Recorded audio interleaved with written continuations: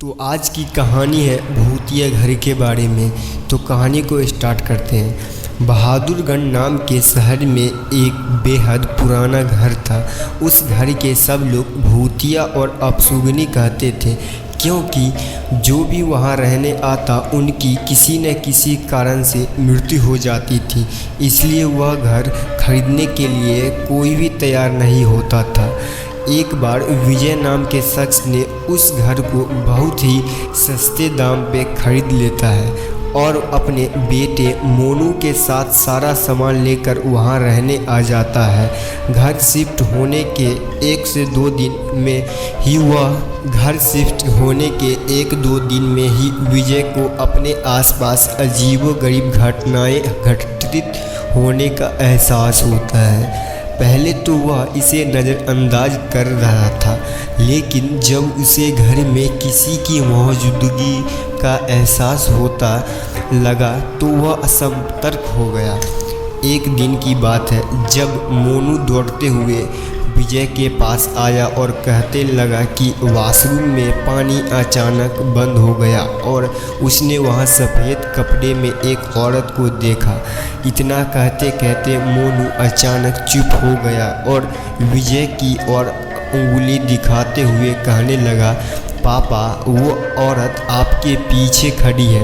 इतना कहकर मोनू ने डर से चीखने लगा। विजय मोनू को गोद में उठाकर उसी वक्त घर से बाहर निकल गया। मोनू बहुत सहम गया था। उसका डर भागने के लिए विजय ने उसके लिए एक कुत्ता खरीदा और उसे साथ लेकर तीनों घर वापस आ गए। एक रात बहुत तेज बरसात हुई। जब अचानक घर की बिजली चली गई। विजय ने घर से झांक कर देखा तो आसपास के सभी घरों में बिजली थी, लेकिन केवल सिवाय उनके घर के।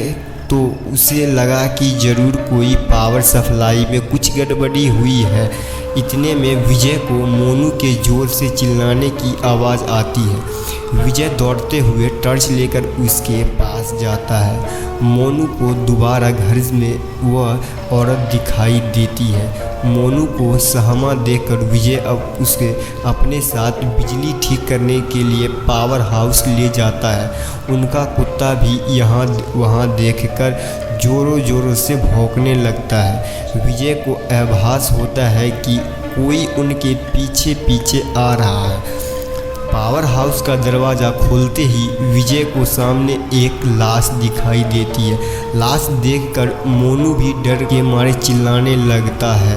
विजय अपने बेटे को लेकर तुरंत दरवाज़ा खोलकर घर से बाहर भागने की कोशिश करने लगता है। घर से बाहर निकलते हुए अचानक विजय का पाँव दरवाजे के पास बनी लकड़ियों की सीढ़ियों में फंस जाता है और बहुत कोशिश करने पर भी वह पाँव बाहर नहीं निकल पाता। मोनू अपने पापा को बाहर खींचने की कोशिश करता, लेकिन काफ़ी प्रयास करने पर भी वह विजय को बाहर नहीं निकाल पाता। कोई उपाय न सूझने पर मोनू अपने कुत्ते को लेकर वापस घर के अंदर चला जाता है और दरवाज़ा खुद व खुद बंद हो जाता है। वहाँ विजय भी करीब 15 मिनट तक मशक्क़त करने के बाद अपना पाँव बाहर निकालने में सफल हो जाता है। विजय दौड़ता हुआ घर के अंदर जाता है और चारों ओर मोनू की तलाश करता है, लेकिन उसे न तो मोनू और न ही कुत्ते का कुछ पता चल पाता है। बहुत ढूंढने पर भी जब दोनों नहीं मिलते हैं तो विजय हार मान लेता है और उनके दोबारा मिलने की आस में वहीं रहने लगता है। कुछ दिन बाद विजय बिजली को लाइन को ठीक करने के लिए इलेक्ट्रॉनिक्स को बुलाता है, लेकिन घर में दाखिल होने से पहले ही वह दरवाजे से ही उल्टे पैर भाग जाता है। विजय के पूछने पर वह कहता है कि आपके घर में एक औरत और एक बच्चा और एक कुत्ता का भूत दिखाई दे रहा है। इलेक्ट्रीशियन की बात सुनकर विजय उदास हो जाता है।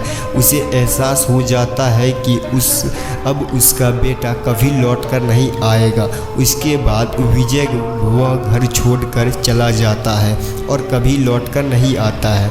तो हमें यह कहानी से यह सीख मिलती है कि किसी भी चीज़ पर अपना समय व धन निवेश करने से पहले जांच पड़ताल कर लेना चाहिए।